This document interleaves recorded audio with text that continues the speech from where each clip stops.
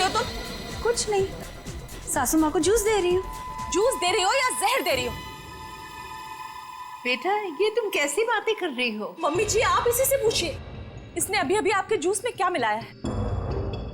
सपना बताओ, तुमने अभी अभी जूस में जहर मिलाया है ना? मैंने इनके जूस में दवाई मिलाई है ब्लड प्रेशर की। लो, फिर से हमारा फैमिली ड्रामा शुरू हो गया। अच्छा, ब्लड प्रेशर की दवाई? तो फिर पी के दिखाओ इस जूस को। मैं क्यों पीऊं? भाभी आप ये कैसी बात कर रही हैं? आप हमेशा सपना के पीछे हाथ मैं में क्यों पड़ी पीछे रहती हैं? प्लीज एक सेकंड। सपना, क्या तुम्हें मम्मी जी ने कहा था जूस में दवाई मिलाने को? नहीं। तो फिर क्यों मिलाई जूस में दवाई? एक मिनट मैं 2 मिनट का बाथरूम चला गया, आप लोगों ने वर्ल्ड वॉर 3 शुरू कर दी। मैंने ही इससे कहा था जूस में दवाई मिलाने के लिए। सपना आज का डोज भूल गई थी, तो मैंने कहा जूस में मिला दो। मुझे बहुत खुशी होती है ये देखकर कि मेरा परिवार मेरा कितना ख्याल रखता है, कितनी फिक्र है सबको मेरी। चलो मुझे जूस दो। I'm sorry, ladies and gentlemen. Please enjoy the party. Music, please. Louder. Come on.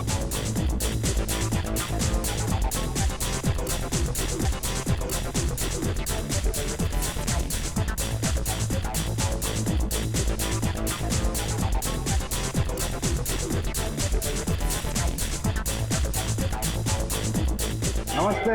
नमस्ते। महेश, कैसे हैं आप? प्रतीक जी मैं बिल्कुल ठीक हूँ, आप कैसे हैं? बस मैं ठीक हूँ। आप कुछ ले नहीं रहे हैं? मैं आपके खाने के लिए कुछ मंगाती हूँ। सरोज। नहीं, आप तकलीफ मत लीजिए, मैं खुद जाकर ले लूंगा। Sure. Yeah it's okay, fine. Hi.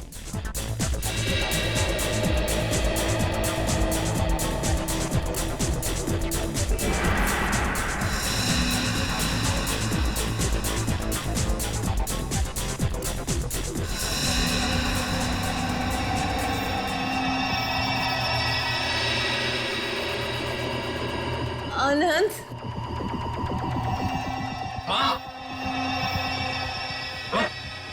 Mummy ji क्या हुआ आपको? मम्मी जी, मम्मी जी।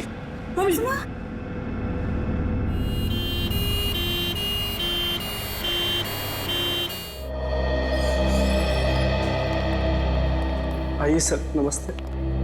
मेरा ही नाम अहम है सर, मैंने आप लोगों को फोन किया था। अच्छा, अब कैसी है तुम्हारी मम्मी? डॉक्टर से इलाज कर रहे हैं सर, पता नहीं क्या होगा।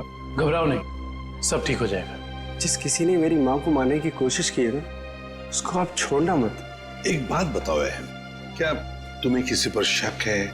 मेरा मतलब है कौन कर सकता है ये तुम्हारी मम्मी के साथ? मुझे तो सभी पर शक है सर। अहम, कौन है ये लोग? CID। CID? पर किसने बुलाया इन्हें? मैंने बुलाया। क्यों? आप? जी मैं विकास, अहम का बड़ा भाई। क्योंकि आप में से किसी ने ही मम्मी की जान लेने की कोशिश की है। What nonsense? तुम अपने घर वालों पर शक कर रहे हो?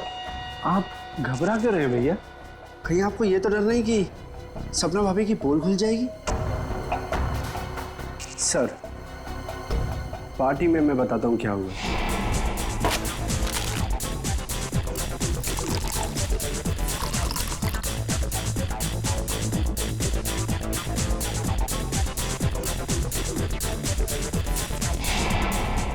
तुम्हारी सपना भाभी पर शक है तुम्हें?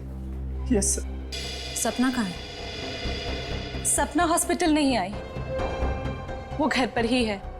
वैसे आप कौन है? जी मैं काव्या। हमारी भाभी है सर। सर, अहम बच्चा है, ये आप लोगों को बहका रहा है सर।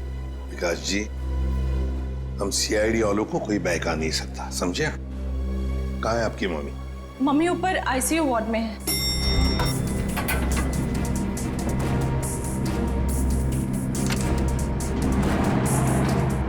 हॉस्पिटल के वार्ड में से एक मरीज गायब होता है और किसे कुछ पता नहीं। वाह!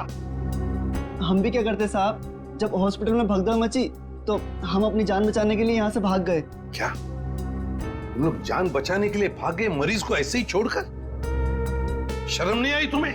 सर, ये अचानक कैसे हुआ पता भी नहीं चला। हम मालिनी जी के परिवार वालों को बताने ही वाले थे कि उनकी मौत हो गई है। पर क्या? उनकी मौत हो चुकी है? जी सर, इसका मतलब किसी ने मालिनी जी की लाश को गायब किया है। और सर, ये काम किसी हॉस्पिटल के बाहर वाले का नहीं हो सकता। सर, आपसे एक रिक्वेस्ट है, ये बात आप अपने तक ही रखिएगा। अगर मीडिया वालों को मालूम पड़ा तो हमारी इज्जत और हॉस्पिटल की इज्जत मिट्टी में मिल जाएगी। सर चुप रहिए प्लीज सर, प्लीज चुप रहिए प्लीज। लाश गायब हुई है हॉस्पिटल से और आपको अपनी और इस हॉस्पिटल की इज्जत की पड़ी है। हाँ? एक बात ध्यान से सुन लो, तुम्हारे इस हॉस्पिटल का एक एक दरवाजा, एक एक खिड़की अभी इसी वक्त बंद चाहिए मुझे। एक चिड़िया तक बाहर नहीं जानी चाहिए, समझे? जी सर। सुना तुमने? जी। गो इमीडिएट। दुष्यंत, हॉस्पिटल का कोना कोना छान मारो, कहीं तो छुपा के रखी होगी मालिनी की लाश को, कहीं तो। हाँ।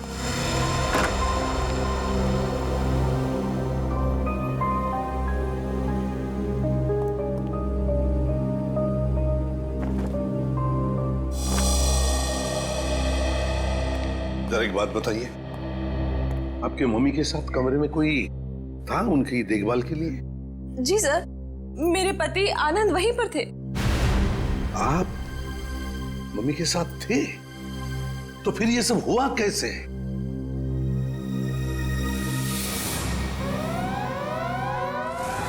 जैसे ही फायर अलार्म बजा तो मैं वार्डरूम के बाहर आया, ये देखने के लिए कि क्या मच रहा है। हर तरफ धुआं ही धुआं था। लोग पागलों की तरह यहां वहां भाग रहे थे। धक्का मुक्की में कुछ लोग मुझे मम्मी जी के वार्डरूम से बहुत दूर ले गए। जाकर भी मैं वार्डरूम तक नहीं पहुंच पा रहा था। किसी तरह जब मैं मम्मी जी के वार्डरूम में पहुंचा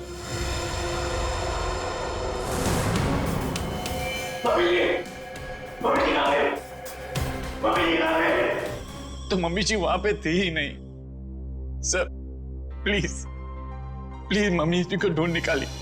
सर, हर जगह चेक कर लिया, मालिनी जी की लाश कहीं पर भी नहीं है। और सर, मॉर्ग में भी चेक किया, लाश वहां भी नहीं।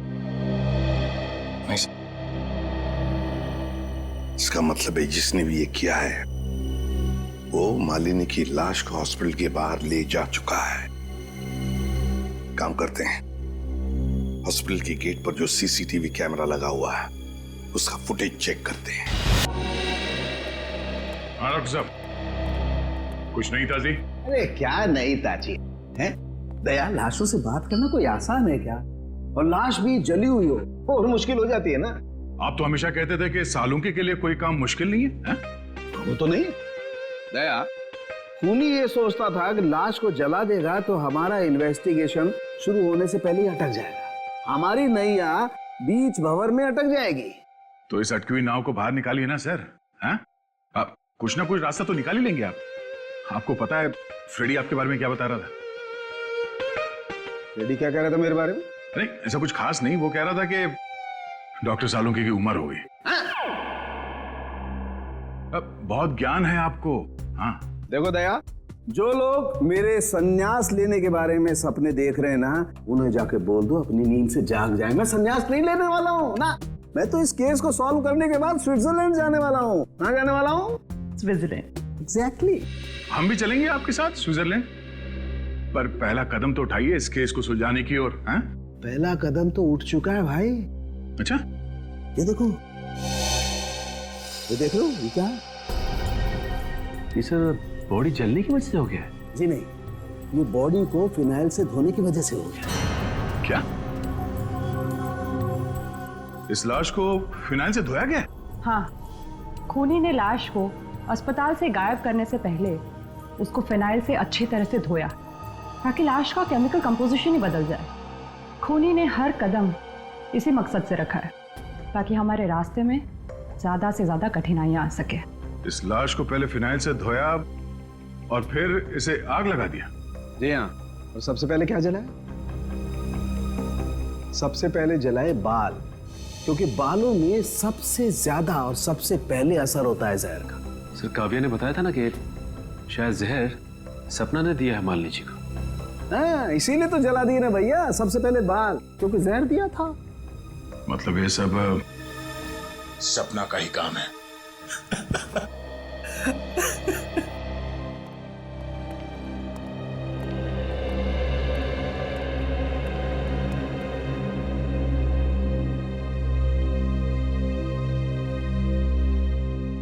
सर आप लोग कुछ पता चला माँ की मौत की वजह क्या थी? जी नहीं, मगर बहुत जल्द पता चल जाएगा। पता तो चल गया है ना सर, सपना ने ही जूस में जहर मिलाया था। बस कीजिए भाभी, इनफ। हर चीज की खाद होती है। डॉक्टर साहब आप बताइए ना इन्हें। देखिए, मैं इनका फैमिली डॉक्टर हूँ। सपना ने जूस में ब्लड प्रेशर की दवाई मिलाई थी, जो मैंने ही उसे कहा था। ओह अच्छा। अच्छा एक बात बताइए, क्या लगता है आप लोगों को कौन कर सकता है ये? कौन मार सकता है आपकी माता जी को? मैं कुछ कहना चाहूँ। आप? जी सर, ये हमारे परिवार के वकील हैं, मिस्टर संजीव। संजीव जी, कहिए संजीव जी, क्या कहना चाहते हैं आप? देखिए सर, मुझे शक तो नहीं है। हाँ, मगर पार्टी के बाद मालिनी जी मेरे साथ एक मीटिंग करना चाहती थी। मालिनी जी आपके साथ मीटिंग करने वाली थी? किस सिलसिले में? अपनी वसीयत बदलने के सिलसिले में। वसीयत बदलना चाहती थी? अच्छा। मीटिंग ही नहीं हो पाई क्योंकि अचानक इनकी तबीयत खराब हो गई। अच्छा संजीव जी, ये बताइए, अभी जो वसीयत है जो मालिनी जी बदलना चाहती थी, क्या है उस वसीयत में? कुछ बता सकते हैं आप? सर, इस वक्त जो वसीयत है उसके हिसाब से आधी जायदाद मिस्टर आनंद के नाम पे है और बाकी बची हुई आधी जायदाद दोनों भाइयों के नाम पे है। वकील साहब ये बताइए कि ये जो नई वसीयत है वो क्या होने वाली थी? सर, यही तो सब डिस्कस होना था, इससे ज्यादा मैं कुछ नहीं जानता। मालिनी जी की अचानक तबीयत बिगड़ गई और मीटिंग हो नहीं पाई। दुष्यंत, पता लगाना पड़ेगा मालिनी जी अगर वसीयत बदलती तो किसका फायदा होने वाला था और किसका नुकसान। अरे आओ आओ भैया, समझो केस सॉल्व हो गया। क्या बात है सर, लगता है लाश से कोई बड़ी जानकारी निकाल ली आपने। रिया जनाब, पार्टी में मालिनी जी के कान से खून बह रहा था ना। हाँ, उसकी वजह पता चल गई आपको? जी हाँ, उसकी वजह थी दया साहब जहर। जहर जिसने ऑरल ट्रैक्ट को यानी कि कान के इस हिस्से को बिल्कुल तबाह कर दिया, बर्बाद कर दिया। देखो, तो जहर की वजह से नस फट गई और कान से खून बहने लगा।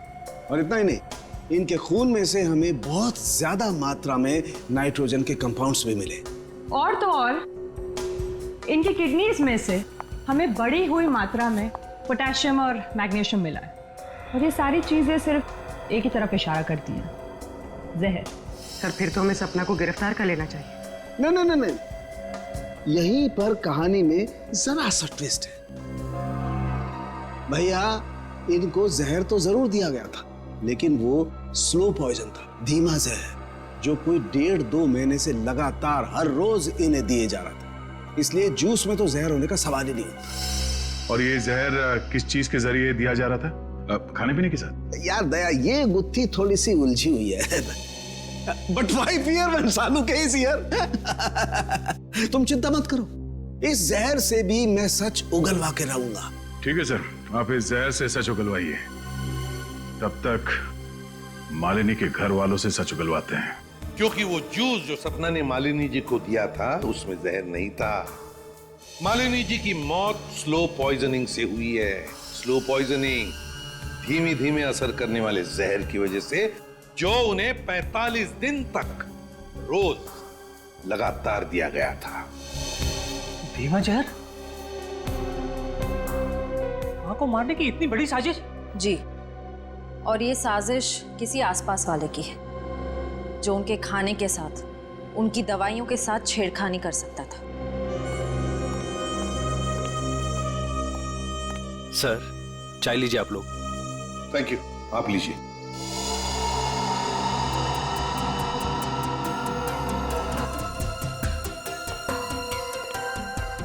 एक मिनट, मैं पी लूं।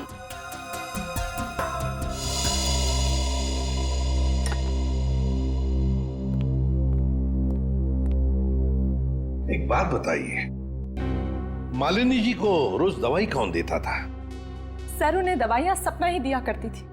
अच्छा। हाँ, मैं ही उन्हें दवाइयाँ दिया करती थी, पर कभी कभार सासू माँ अपनी दवाइयाँ खुद लिया करती थी, कभी आयुर्वेदिक की तो कभी न्यूरोपैथिक की। तो सपना जी, आपके कहने का मतलब ये है कि जहर शायद मालिनी जी की खुद की ली हुई दवाओं में था?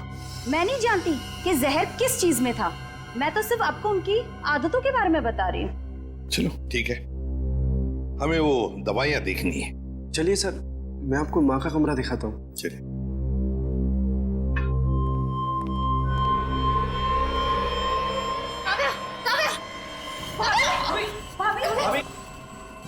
भाभी क्या हुआ आपको? भाभी सांस लेने में दिक्कत हो रही। सुरेश पानी लाओ। अरे पानी लाओ। दुष्यंत, लता इनकी तबीयत बिगड़ती जा रही है, जल्दी से एम्बुलेंस बुला लो और हॉस्पिटल ले जाओ इसे। श्रेया तुम भी जाओ साथ में।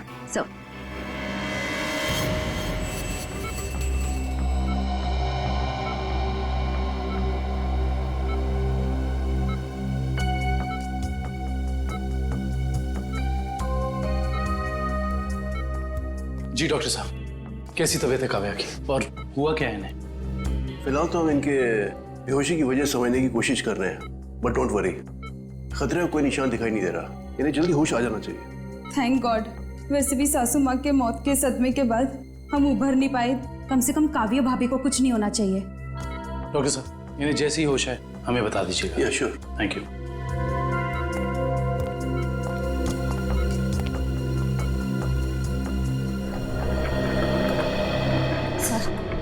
सर मुझे तो सपना पर शक हो रहा है।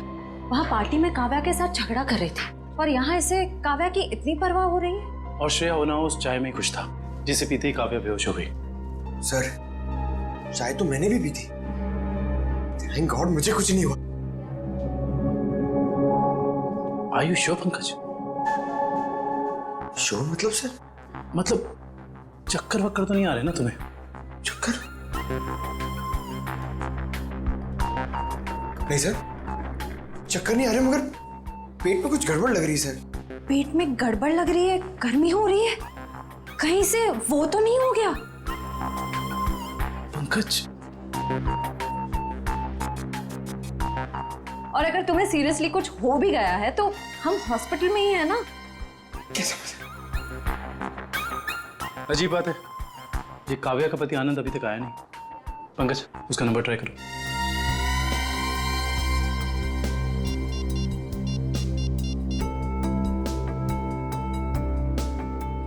सर उसका फोन बंद आ रहा है। सर कहीं आनंद ने तो काव्या को चाय में जहर नहीं पिला दी? हो सकता है पंकज। सर अगर चाय में जहर था तो हो सकता है कि नौकर भी शामिल हो। सर क्या कहा डॉक्टर ने, क्या हुआ काव्या को? सर डॉक्टर के मुताबिक काव्या की चाय में जहर था और पंकज रिपोर्ट से के ब्यूरो गया है। काव्या की चाय में जहर था? सुरेश,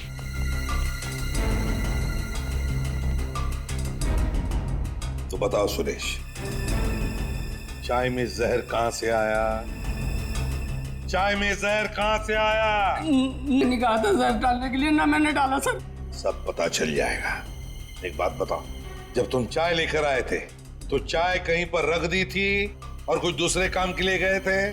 हाँ साहब, याद आया। मैं सुबह जब चाय लेकर आ रहा था तो आनंद साहब ने मुझे कुछ खाने के लिए लेकर आने को कहा। अरे सुरेश, सिर्फ चाय?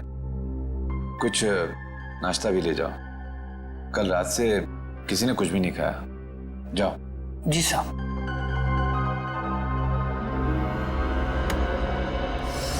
आनंद कहाँ है? सर ये अपने रूम में सो रहे हैं।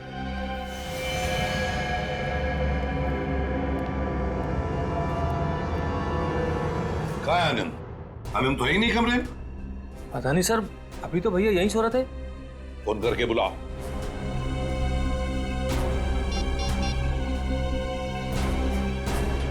सर घंटी जा रही, भैया फोन नहीं उठा रहे। घंटी बज रही है पर भैया फोन नहीं उठा रहे हैं। सर जब सुरेश चाय लेके आया था सर बिस्किट तो था ही नहीं। और तो और सर, जब चाय आई तो वहाँ पे आनंद भी नहीं था, तो आनंद को पता कैसे चला कि कौन सा कप किसके हिस्से में जाने वाला है? हाँ वाकई आनंद तो वहां था ही नहीं चाय पीने के लिए। जब ये सुरेश सबके लिए चाय लेकर आया था तो सारे के सारे चाय के कप एक जैसे ही थे। उसमें एक मग था, मग बड़ा सा, जो काव्या ने उठाया था। तो हो सकता है वो काव्या का खास मग हो जिसमें वो हर बार चाय या कॉफी पीती हो। हाँ सर। और ये बात आनंद को मालूम थी। हेलो एसीपी साहब, मैं डॉक्टर सुमित। हाँ डॉक्टर सुमित, बोलिए। एसीपी साहब आप जल्दी चले आइएगा, मुझे आपको कुछ जरूरी बात बतानी है। क्या हुआ डॉक्टर सुमित? ये काव्या तो ठीक है ना? हाँ वो ठीक है, मैं आपको फोन पे नहीं बता सकता, आप यहाँ जल्दी चले आइएगा।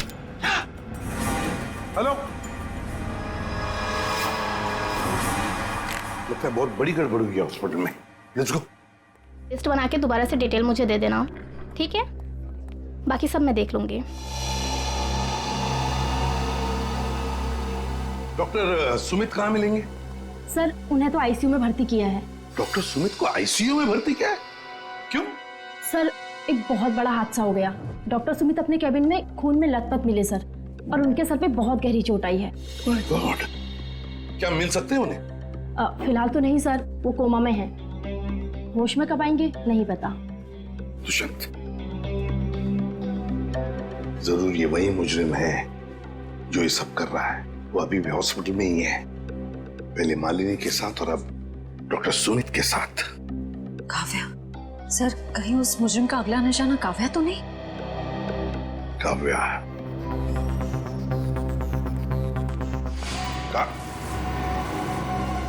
काव्या कहाँ चली गई सर? कहीं काव्या को भी तो गायब नहीं किया उसने? श्रेया, ये जो भी कोई है, अगर इसने काव्या को भी गायब किया तो वो हॉस्पिटल के मेन गेट से ही बाहर जा सकता है। और सर शायद डॉक्टर सुमित को भी उस खूनी के बारे में पता चल गया होगा, इसलिए उन पर भी हमला हुआ। निखिल, तो शायद डॉक्टर सुमित यहाँ फोन पर बात कर रहे थे और फिर पीछे से कोई आया और जोर से उनके सर पर वार किया और वो यहाँ नीचे गिर गए।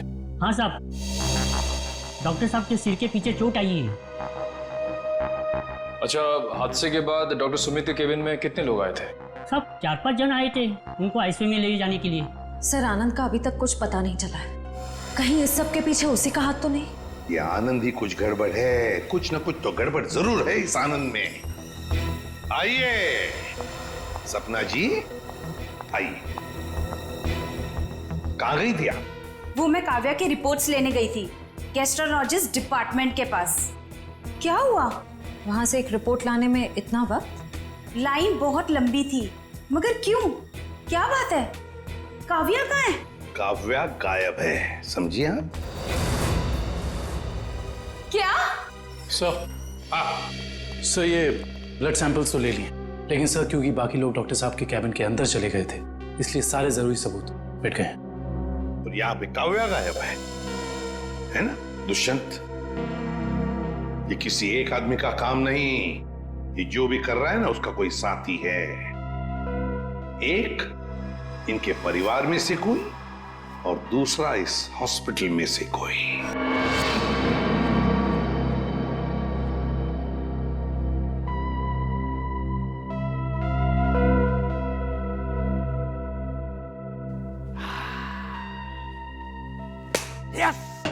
Yes, eureka! डॉक्टर साहब, क्या हुआ? ये फॉरेंसिक लैब में जश्न का माहौल? अरे हाँ भैया, जश्न का माहौल तो होगा ही। स्विट्जरलैंड की हसीन वादियां पुकार पुकार के कह रही हैं, सालुखे आजा रे तू आजा, तेरा इंतजार है। मतलब आपको पता चल गया कि वो लाश के अंदर जहर कहां से गया? जहर बॉडी में आया था दांत से। दांतों से जहर? हाँ सचिन, मालिनी ने 2 महीने पहले ही अपने दांतों का रूट कैनल करवाया था और इस ऑपरेशन के दौरान उसके दांतों में जो मर्क्यूरी का इस्तेमाल किया गया था वो मात्रा में बहुत ज्यादा थी। मर्क्यूरी अपने आप में एक जहर है ना डॉक्टर साहब? बिल्कुल। और जब जब मालिनी जी खाना खाती थी, खाने को अपने दांतों से चबाती थी, तब तब दांतों में छुपा हुआ वो मरकरी खाने में मिक्स हो जाता था और पेट में चला जाता था, और पेट से फिर पूरे खून में मिक्स हो जाता था। यही है वो स्लो पॉइजन जिससे वो बेचारी बेमौत मारी गई। सर हो सकता है कि डेंटिस्ट ने ये सब जानबूझ के ना किया, गलती हो गई उससे, मे बी मेडिकल नेग्लिजेंस। नहीं सचिन, ये मौत एक हादसा होता तो लाश को जलाया नहीं जाता। जिस किसी लिए डेंटिस्ट ने भी ये किया है, जानबूझ के ही किया है। वकील साहब, जैसा कि आप जानते हैं कि हमारी माँ अपनी वसीयत बदलवाना चाहती थी। जी हाँ। मगर वो ऐसा कर नहीं सकी, तो ऐसी स्थिति में क्या हमारा बंटवारा पुरानी वसीयत के हिसाब से होगा? दरअसल बात यह है कि मैं और आपकी माताजी। अरे वकील साहब आप, डॉक्टर साहब आप भी? मैं तो सिर्फ ये पूछने आया था कि क्या आपकी माताजी ने कभी अपने दांतों का इलाज करवाया था 1.5-2 महीने पहले? नहीं सर, उन्होंने कभी मुझे तो नहीं, उन्होंने कभी हमें इस बारे में कुछ नहीं बताया। डॉक्टर साहब आप तो फैमिली डॉक्टर हैं, आपको तो पता होगा। मुझे भी कभी उन्होंने इस बारे में कुछ नहीं कहा। दुष्यंत, काम करो, घर की अच्छी तरह से तलाशी लो, शायद कुछ मिल जाएगा। और निखिल, घर में जितने भी नौकर हैं सबको ऊपर बुलाओ, लेकर आओ। एक बात बताओ, क्या तुम में से कोई जानता है कि मालिनी जी ने अपने दांत का इलाज करवाया था किसी दांत के डॉक्टर के पास 1.5-2 महीने पहले? सब एक दिन अचानक मालकिन के दांतों में दर्द हुआ तो उनका ड्राइवर उन्हें डेंटिस्ट के पास लेकर गया था।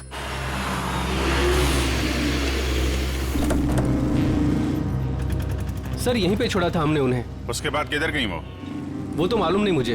ठीक है, आसपास जितने भी डेंटिस्ट है ना, सब चेक कर लेते हैं। तुम लोग उधर देखो।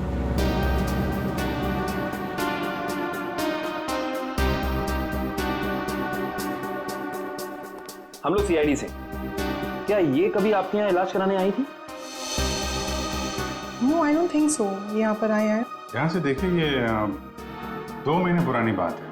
नो सर, ये लेडी कभी हमारे वहाँ इलाज के लिए नहीं आई है। नहीं, मुझे नहीं लगता है यहाँ पर आए हैं। आई नॉर्मली मैं पेशेंट्स को याद रखती हूँ अपने। Thank you very much. Thank you sir. उस साइड किसी भी डेंटल क्लिनिक में मालिनी को किसी ने पहचाना नहीं। अच्छा, यहाँ देख लेते हैं।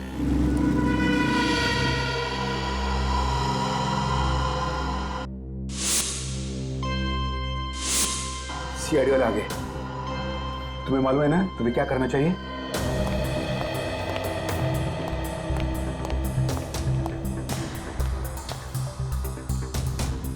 Excuse me. जी कहिए। हमें डॉक्टर से मिलना है। जी कहिए, मैं डॉक्टर कल्पना हूँ। आपके पास अपॉइंटमेंट है? डॉक्टर, हम सीआईडी से। इन्हें पहचानती हैं आप? इन्हें कभी देखा नहीं है। कौन है ये? इनका नाम मालिनी है और इनका खून हो गया है। क्या? खून? क्या हुआ? खून का नाम सुनते ही आपकी जबान लड़खड़ाने क्यों लग गई? नहीं नहीं, यहाँ पहली बार सीआईडी आई है ना, तो मैं थोड़ी नर्वस हो गई। कोई बात नहीं, आप परेशान मत होइए। Thank you very much.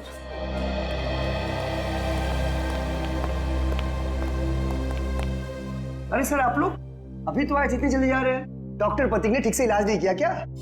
Doctor Prateek? यहाँ तो कोई लेडी डॉक्टर है ना?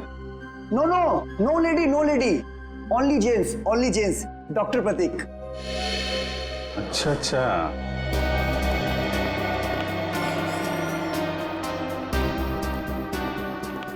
अरे सर, आप लोग फिर से आ गए? अरे वो क्या हुआ कि इनके दांत में दर्द होने लगा अचानक, तो वो जरा डॉक्टर से मिलना था। क्या नाम है उनका? डॉक्टर कल्पना। हाँ जी, 1 मिनट। हेलो।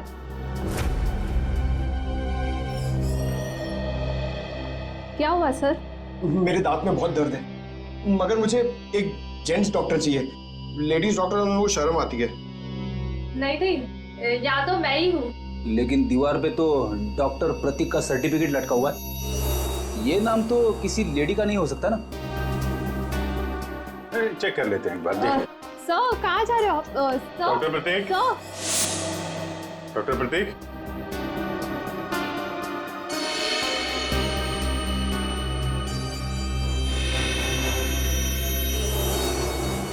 अरे डॉक्टर साहब क्या कर रहे हैं?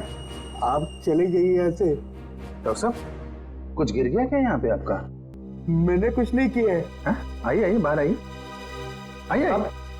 अब चले जाइए यहाँ से। अरे अरे चले जाएंगे डॉक्टर साहब, आप चले जाइए। अब जाएंगे जाएंगे, पहले थोड़ी बातचीत तो कर लें। लेकिन मैंने कुछ नहीं किया। अरे आइए तो सही, आइए आइए। मैंने कुछ नहीं किया। हाँ हाँ हाँ हाँ। सर ये ऐसे नहीं मानेंगे, लगता है डेंटिस्ट साहब के दांतों का इलाज करना पड़ेगा। अरे लेकिन हम में से किसी को डेंटिस्ट्री आती नहीं है। अरे नहीं आती तो आ जाएगी। क्यों डॉक्टर साहब, प्रैक्टिस मेक्स मैन परफेक्ट ना। आपने भी तो प्रैक्टिस से सीखा होगा। आती। हाँ तो फिर आइए आइए, प्रैक्टिस कर लेते हैं। आइए बैठिए बेटा। अरे भाई बेटा, बैठिए बैठिए बैठिए बैठिए। आइए आइए, बैठिए। बैठे बैठे। ये क्या कर रहे हैं आप लोग? बैठिए बैठिए। ये गलत कर रहे हैं आप लोग। तुमने जो किया वो ठीक था क्या? मैंने गलत कुछ नहीं किया। गलत तो हम भी नहीं कर रहे हैं डॉक्टर साहब, आप जल्दी से मुंह खोल दीजिए वरना बहुत दर्द होगा। बता। मालिनी का इलाज मैंने किया था। और इलाज के बहाने उसके दांतों में ज्यादा मरकुरी भी तुमने डाली थी। गलती हो गई। गलती नहीं है, ये गुनाह है। किसके कहने पे किया था? मुझे नहीं मालूम। पता आनंद पैसे दिए थे मुझे इसलिए। कहाँ मिलेगा ये? भाई गोदाम।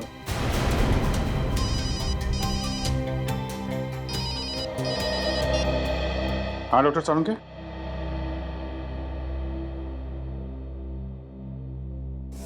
क्या? आनंद रुक जाओ, आनंद गोली चल जाएगी। आनंद रुको, आनंद।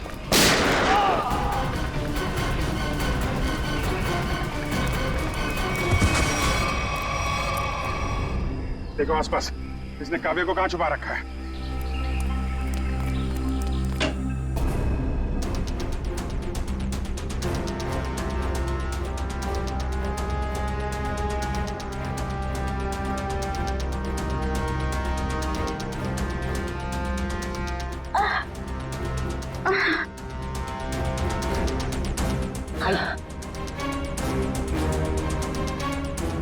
चलिए।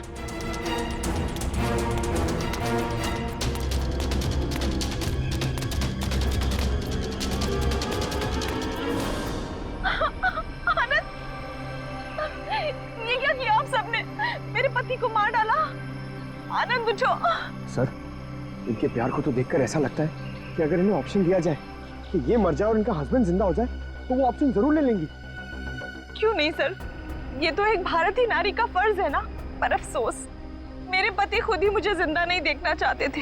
ये तो भगवान का शुक्र है कि मेरी चाय में जहर थोड़ा कम था, वरना आज आपको यहाँ मेरी लाश मिलती। अभिजीत, काव्या की चाय में जो दवाई के ट्रेसेस मिले हैं उससे किसी की जान नहीं जा सकती। एक मिनट, आपको कैसे पता चला कि आपकी चाय में जहर कम था? वो सर अभी आप ही ने तो कहा। अरे हमने कब कहा? हाँ याद आया, आनंद ने बताया था। हाँ? आनंद कैसे बताएगा? आनंद बेचारा तो खुद ये बात नहीं जानता था। ये बात जानती थी तो सिर्फ एक औरत, और वो औरत तुम हो काव्या। आनंद, तुम जिंदा हो। मेरे साथ इतना बड़ा धोखा। क्या करें, लोहे को लोहा काटता है, उसी तरह धोखेबाज का एक ही इलाज है, धोखा। जब डॉक्टर प्रतीक ने हमें बताया कि आनंद 22 गोदाम में मिलेगा,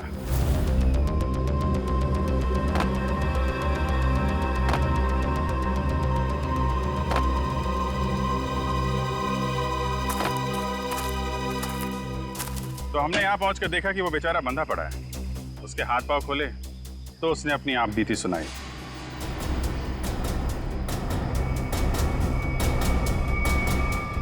किसने किया ये सब? है ये सब मेरी बीवी काव्या ने किया है सर।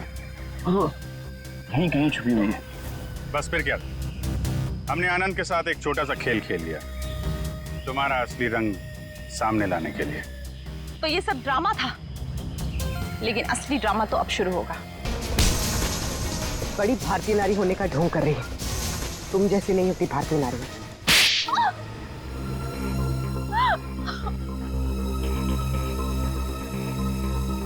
सासू माँ ने आधी जायदाद आनंद के नाम कर दी थी, और आनंद अपने भाइयों से बहुत प्यार करता था, तो वो अपनी जायदाद का हिस्सा भी अपने भाइयों को देना चाहता था। और ये बात आपको बहुत खटकती थी, क्यों?